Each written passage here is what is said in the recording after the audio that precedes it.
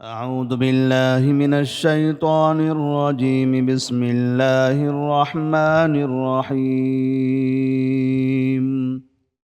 وقال موسى يا فرعون إني رسول من رب العالمين حقيق على ألا أقول على الله إلا الحق حقيق على ألا أقول على الله إلا الحق قد جئتكم ببينة من ربكم فأرسل معي بني إسرائيل.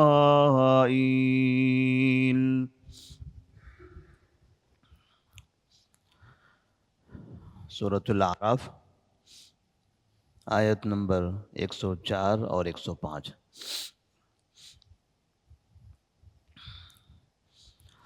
اللہ تبارک و تعالیٰ نے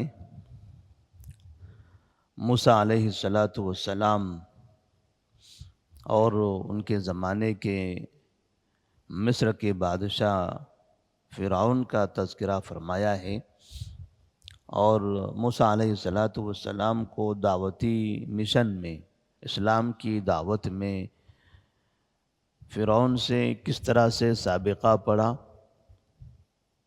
فرعون نے کس طرح سے رد عمل ظاہر کیا، اور موسیٰ علیہ السلام پھر کس طرح سے مصر سے نکل کر واپس وہاں سے میدان تیہ کی طرف پہنچتے ہیں، ایسا تفصیلی واقعہ سورۃ الاعراف کی یہ آیت نمبر 104 سے لے کر تقریباً یہاں پر 127، 28 اور 130 ایسے کئی آیتوں میں یہ موسیٰ علیہ السلام کا واقعہ موجود ہیں. تقریباً 20-25 آیتیں ہیں جہاں پر بڑی تفصیل کے ساتھ موسیٰ علیہ السلام کے ساتھ ان کی زندگی میں ہونے والے اس واقعے کا ذکر کیا گیا ہے. جب موسیٰ علیہ السلام اللہ تبارک و تعالیٰ کی جانب سے نبی بنائے گئے تو اس وقت جس فرعون کے سامنے انہوں نے اسلام کی دعوت پیش کی تھی تو وہ فرعون نہیں تھا جو فرعون ان کی پیدائش کے وقت جس نے بچوں کے قتل کرنے کا حکم صادر کیا تھا. وہ قتل کرنے والا اس فرعون کا باپ تھا اور یہ اس کا بیٹا. مصر کے اندر جو بھی بادشاہ ہوتا تھا اس بادشاہ کو فرعون کا لقب دیا جاتا تھا. ان کے نام اپنے الگ ہوتے تھے. ہر آنے والے بادشاہ کو فرعون کہا جاتا تھا. جیسے ہمارے پاس حیدرآباد میں ہر بادشاہ کو نظام کہتے تھے، یہ پہلے نظام، یہ دوسرے، یہ تیسرے، یہ چوتھے، اس طرح سے. لیکن نظام ان کا نام نہیں تھا، ان کا نام الگ ہوتا تھا لیکن ان کو نظام کہا جاتا تھا. جیسے روم کے بادشاہوں کو قیصر کہتے تھے اور فارس کے بادشاہوں کو کسریٰ کہا جاتا تھا. قیصر و کسریٰ معروف ہے. تو ایسے ہی مصر کے بادشاہ کو فرعون کہا جاتا تھا. تو اللہ تبارک و تعالیٰ نے موسیٰ علیہ السلام کو نبی بنانے کے بعد فرعون کے پاس بھیجا، اور موسیٰ علیہ السلام فرعون کے پاس پہنچتے ہیں اور اسے اسلام کی دعوت دیتے ہیں. فرعون ایک ایسا بادشاہ گزرا ہے جس نے اپنی زندگی میں اپنے لیے رب ہونے کا دعویٰ کیا. اس نے کہا کہ میں ہی تمہارا رب ہوں، کیونکہ اس کو ایسا لگتا تھا مصر کے بادشاہ فرعون کو کہ دنیا کے اندر میری بادشاہت، میری طاقت بہت بڑی ہے. حالانکہ اس وقت دنیا میں دوسری بادشاہتیں بھی تھیں. مصر کی بادشاہت الگ تھی، قیصر کی بادشاہت، کسریٰ کی بادشاہتیں یہ الگ تھی، اور اسی طرح سے یمن کی بادشاہت الگ تھی. لیکن مصر کے اس بادشاہ کو لگتا تھا کہ میری بادشاہت بہت بڑی ہے، لہذا وہ اپنے ماتحت رہنے والے تمام لوگوں سے یہ کہتا تھا کہ تم مجھے اپنا رب مانو، کیونکہ میں ہی تمہیں کھلاتا پلاتا ہوں، تمہاری زندگی کے اختیارات میرے ہاتھوں میں ہیں۔ انا ربکم الاعلی، وہ کہتا تھا کہ میں ہی تمہارا سب سے بڑا رب ہوں۔ تو موسیٰ علیہ السلام ان کے پاس جاتے ہیں اور سب سے پہلے ربوبیت کا مسئلہ اسے سمجھاتے ہیں۔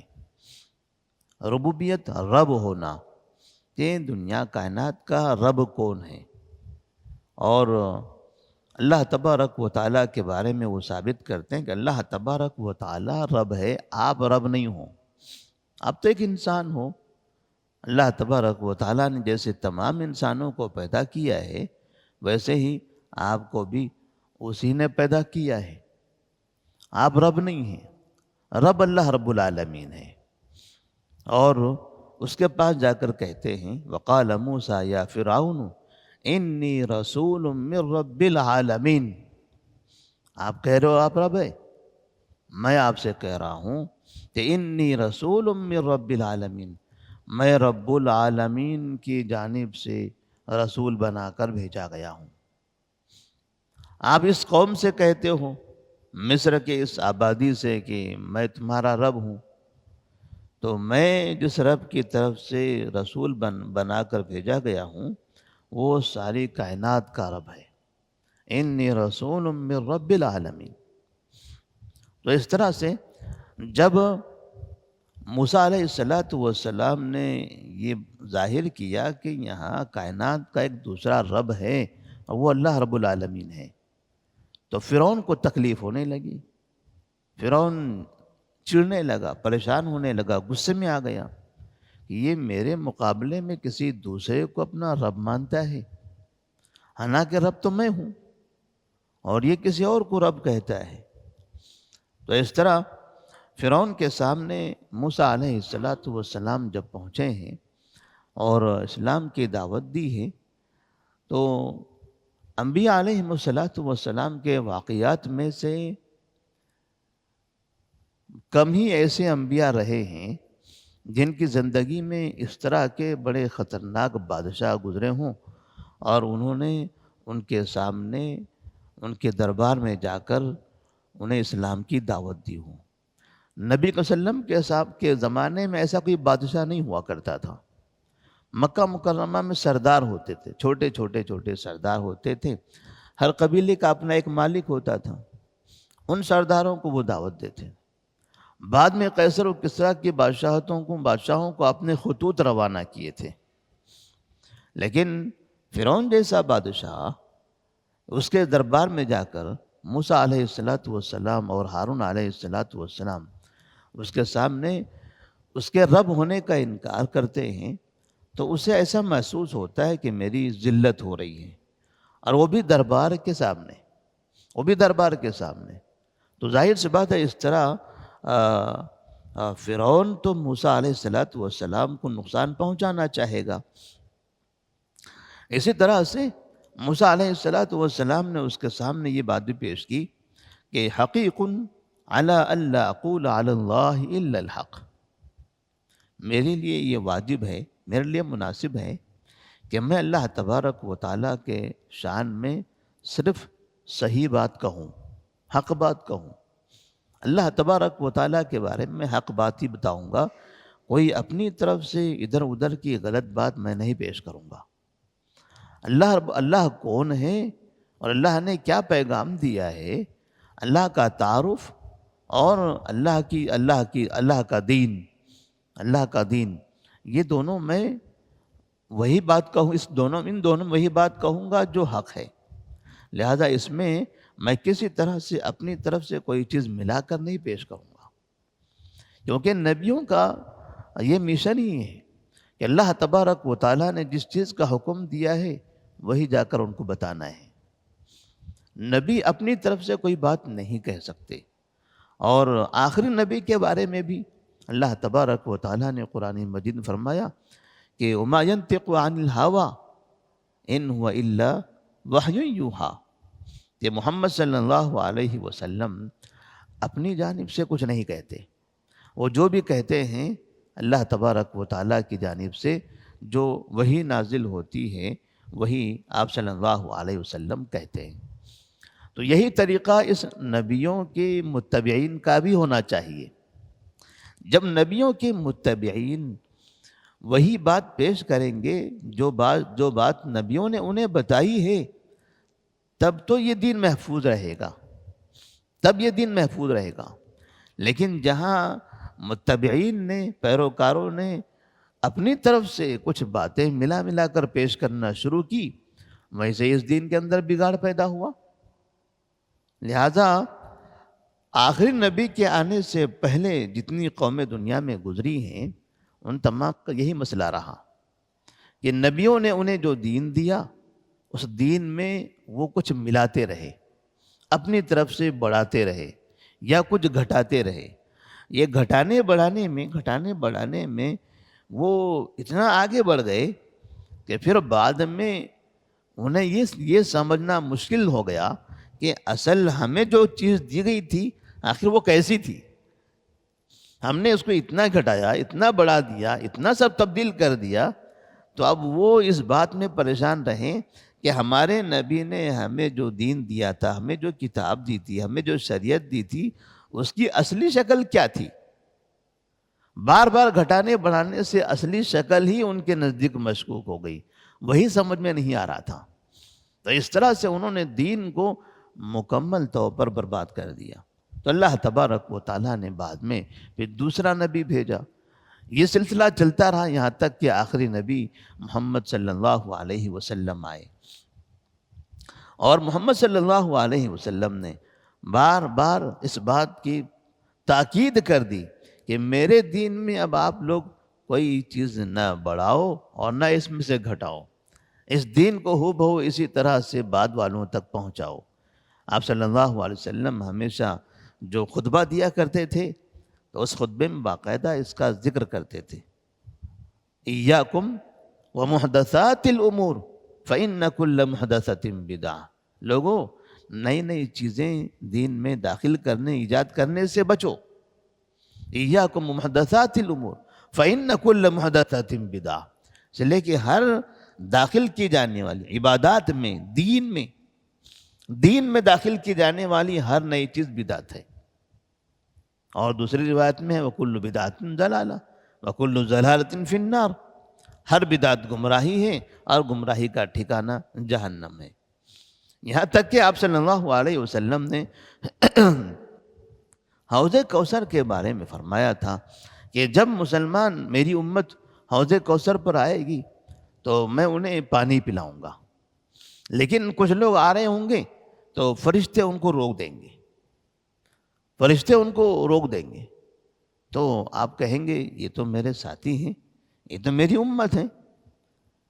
امت ہے، آنے دو، میں انہیں بھی حوض کوثر کا پانی پلانا چاہتا ہوں۔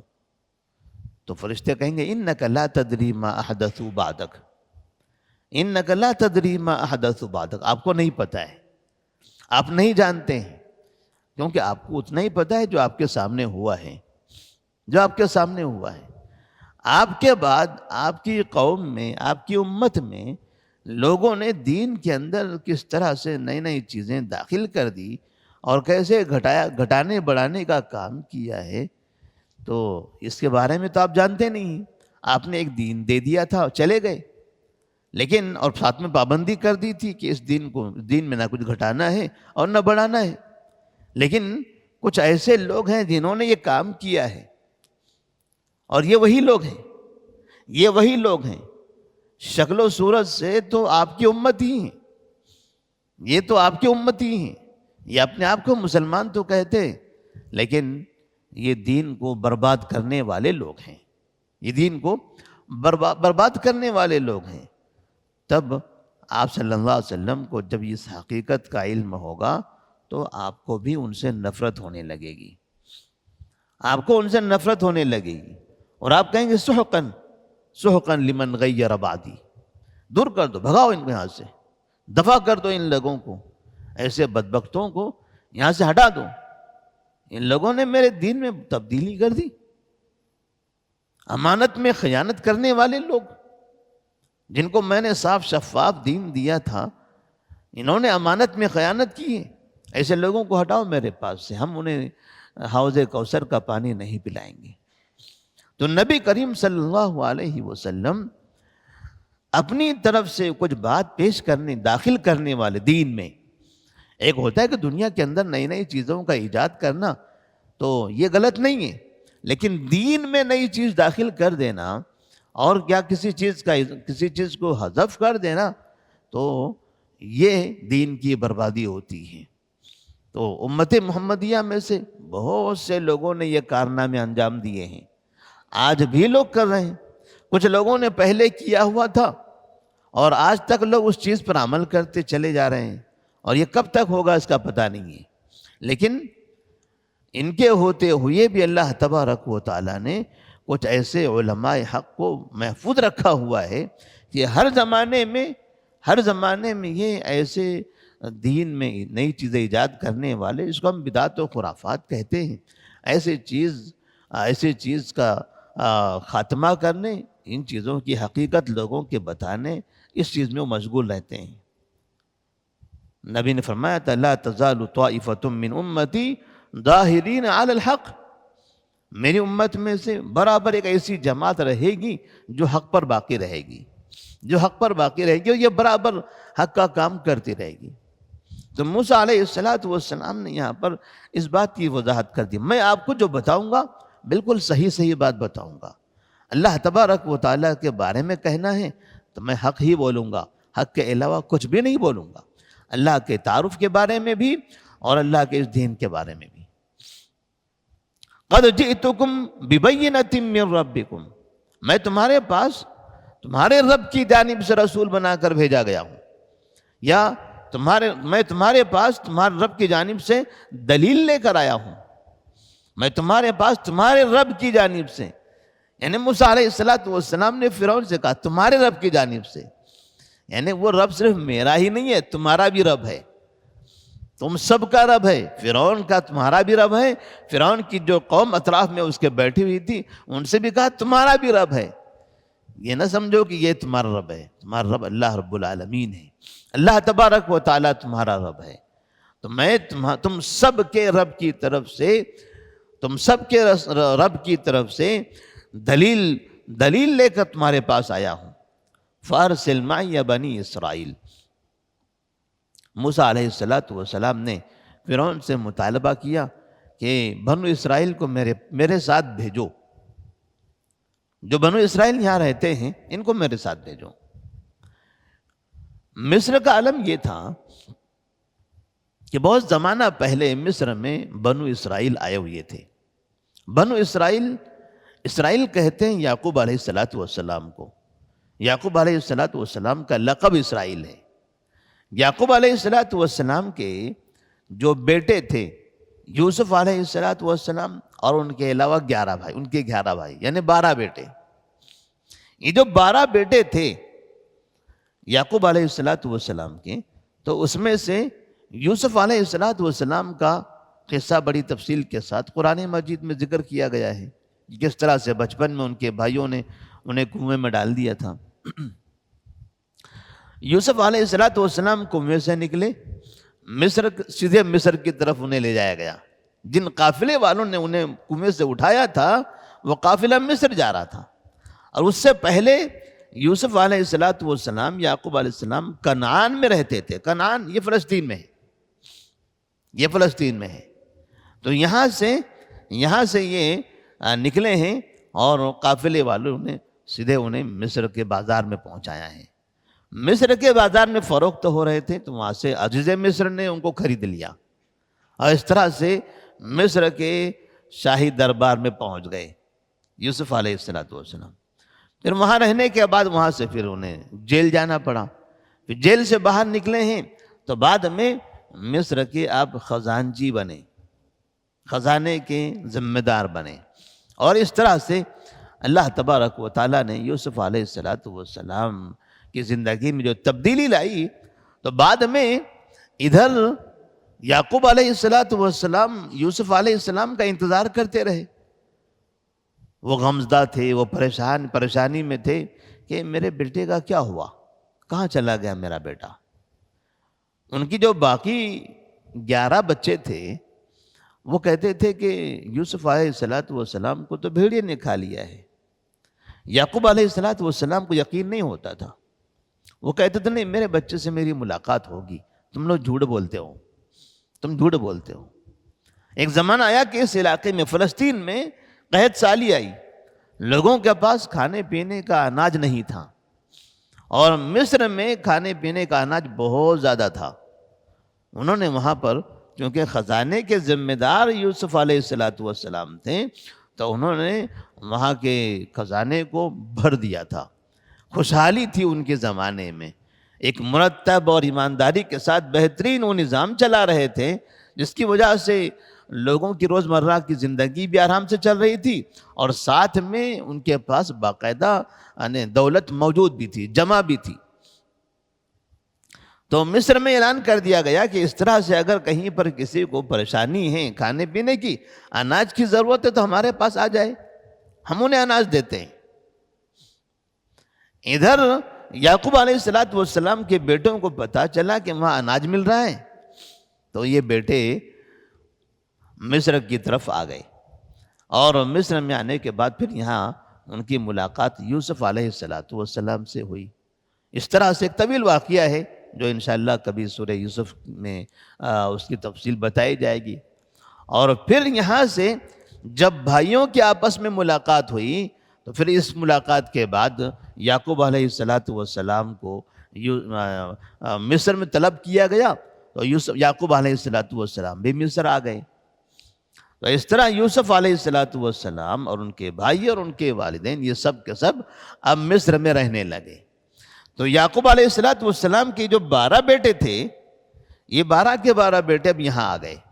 اب یہیں پر یہ لوگ آباد ہوئے، ان کی نسلیں چلی، تو انہی کو کہتے ہیں بنو اسرائیل. انہی کو بنو اسرائیل کہتے ہیں. پھر بعد میں زمانہ تبدیل ہوتا گیا، اور پھر جو مصر کے اصل باشندے تھے اور یہاں جو قبطی قوم ہوا کرتی تھی تو ان میں سے پھر لوگوں کی حکومتیں آئی، اور پھر حکومتیں الگ الگ تبدیل ہوتے ہوتے کچھ بڑی حکومت بنی، ایک بادشاہت کی طرح حکومتیں بن گئی. اور پھر ان ایسے بادشاہوں کی حکومتیں بنی جن بادشاہوں کو بعد میں فرعون کا لقب دیا جانے لگا، جنہیں فرعون کا لقب دیا جانے لگا. جب فرعون کا زمانہ آیا تو یہ موسیٰ علیہ السلام کا دور اور یوسف علیہ السلام کا دور، دونوں کے درمیان تقریباً 400 سال کا فاصلہ ہے. 400 سال کا فاصلہ ہے.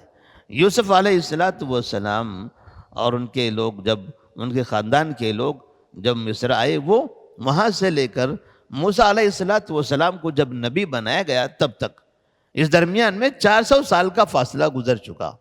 اب یہ 400 سال تک یہ یعقوب علیہ السلام کی جو نسل ہے جس کو بنو اسرائیل کہا جاتا ہے، یہ لوگ یہاں آباد ہوئے اور ان کی نسلیں بڑھنے لگی، اور پھر یہ ہزاروں لاکھوں کی تعداد میں ہو گئے. لیکن مسئلہ یہ ہوا ان کے ساتھ، چونکہ یہ یہاں کے نہیں تھے، بنو اسرائیل یہاں کے نہیں تھے، یہ تو فلسطین کے تھے اور یہاں آئے ہوئے تھے.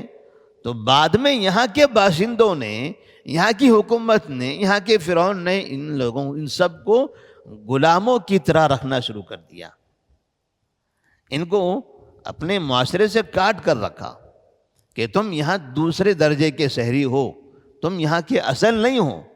لہذا ان کا کام یہاں کے اصلی باشندوں کی مدد کرنا، ان کی خدمت کرنا، ان کا کام کرنا، ان کے کھیتوں میں، جنگلوں میں، ان کے بازاروں میں، دکانوں میں، گھروں میں، ایسی جگہوں پر کام کرنا ان کی ذمہ داری ہوگی. تو یہ غلاموں کی طرح رہیں گے. ان کے جانوروں کو چرانا، جانوروں کو پالنا، پانی پلانا، اس طرح سے جو دیگر خدمات ہوتی ہیں وہ خدمات یہ لوگ بنو اسرائیل سے لیا کرتے تھے. تو بنو اسرائیل اب یہاں پر ایک بڑی پریشانی اور تنگی میں زندگی گزار رہے تھے. جب موسیٰ علیہ السلام پیدا ہوئے اور بعد میں جب بڑے ہوئے تو وہ ان چیزوں کو اپنی آنکھوں سے دیکھ رہے تھے، کیونکہ موسیٰ علیہ السلام بھی بنو اسرائیل میں سے ہیں۔ موسیٰ علیہ السلام یہ بنو اسرائیل جو یہاں پر تھے انہی میں سے ہیں، انہی کے گھرانے میں پیدا ہوئے ہیں۔ ہارون علیہ السلام بھی انہی کے گھرانے میں پیدا ہوئے ہیں۔ تو موسیٰ علیہ السلام نے جب دیکھا کہ ہمارے جو خاندان کے، ہمارے جو قبیلے کے جو لوگ ہیں، ان لوگوں کے ساتھ اس ملک میں اس طرح سے برتاؤ کیا جاتا ہے تو انہیں برا لگتا تھا، اور پھر وہ اس وجہ سے بھی کہ یہ لوگ مسلمان تھے، یہ بنو اسرائیل یہ مسلمان تھے، جبکہ یہاں کے جو باشندے تھے وہ انہوں نے اسلام قبول نہیں کیا ہوا تھا۔ تو موسیٰ علیہ السلام نے فرعون سے مطالبہ کیا، فَأَرْسِلْ مَعِيَ بَنِي اسرائیل، میرے ساتھ بنو اسرائیل کو بھیجو۔ کہاں بھیجنا ہے؟ ہم یہاں سے نکل جائیں گے اور ہم اپنے وطن فلسطین چلے جائیں گے، اپنے اس علاقے چلے جائیں گے۔